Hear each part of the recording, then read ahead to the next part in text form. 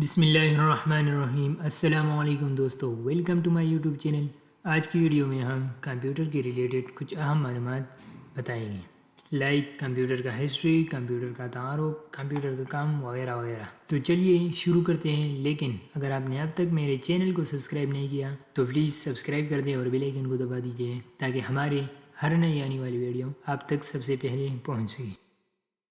Computer ایک ایسی machine ہے جسے ریاضی یا منطقی کارروائیوں کمپیوٹیشن کی ترتیب کو خود بخود انجام دینے کے لیے پروگرام کیا جا سکتا ہے۔ جدید ڈیجیٹل الیکٹرانک کمپیوٹر آپریشنز کے عمومی سیٹ انجام دے سکتے ہیں جنہیں پروگرام کہا جاتا ہے۔ یہ پروگرام کمپیوٹرز کو وسیع پیمانے پر کام انجام دینے کے قابل بناتے ہیں۔ کمپیوٹر سسٹم ایک برائے نام مکمل کمپیوٹر ہے جس میں hardware, operating system, main software اور فردی آلات شامل ہیں جن کی ضرورت ہے اور مکمل آپریشن کے لیے استعمال کیا جاتا ہے۔ یہ اصطلاح کمپیوٹرز کے اس گروپ کا بھی حوالہ دے سکتی ہے جو جڑے ہوئے ہیں اور ایک ساتھ کام کرتے ہیں، جیسے کہ کمپیوٹر نیٹ ورک یا کمپیوٹر کلسٹر۔ صنعتی اور صارفین کی مصنوعات کی ایک وسیع رینج کمپیوٹر کو کنٹرول سسٹم کے طور پر استعمال کرتی ہے۔ مائکروفون اور ریموٹ کنٹرول جیسے خصوصی مقاصد کے سادہ آلات شامل ہیں، جیسا کہ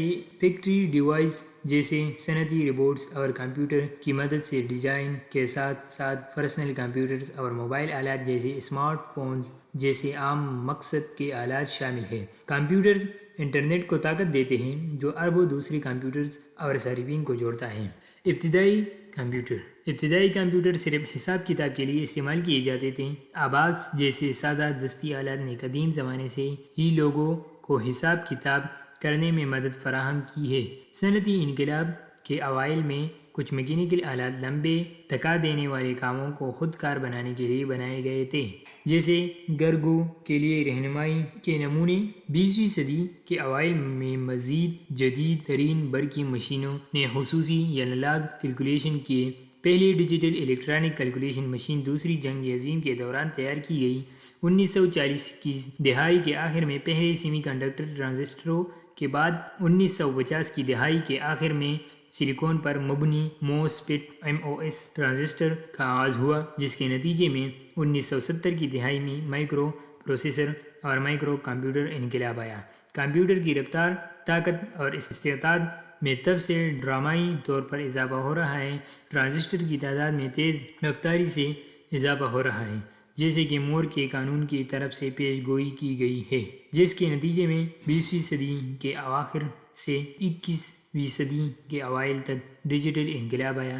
روایتی طور پر ایک جدید کمپیوٹر کم از کم ایک پروسیسنگ عنصر پر مشتمل ہوتا ہے، عام طور پر ایک سینٹرل پروسیسنگ یونٹ سی پی یو مائکرو پروسیسر کی شکل میں۔ کچھ قسم کی کمپیوٹر میموری کے ساتھ عام طور پر semiconductor memory chips processing عنصر ریاضی اور منطقی کارروائیوں کو انجام دیتا ہے، اور ایک ترتیب اور کنٹرول یونٹ ذخیرہ شدہ معلومات کے جواب میں کارروائیوں کی ترتیب کو تبدیل کر سکتا ہے۔ پیریفرل ڈیوائس میں ان پٹ ڈیوائسز، آؤٹ پٹ ڈیوائس اور ان پٹ آؤٹ پٹ ڈیوائس شامل ہیں جو دونوں کام انجام دیتے ہیں۔ مثال کے طور پر 2000 کی دہائی کی ٹچ اسکرین پیریفرل ڈیوائس بیرونی ذرائع سے معلومات حاصل کرنے کی اجازت دیتے ہیں اور آپریشن کے نتائج کو محفوظ کرنے اور بازیافت کرنے کے قابل بناتے ہیں۔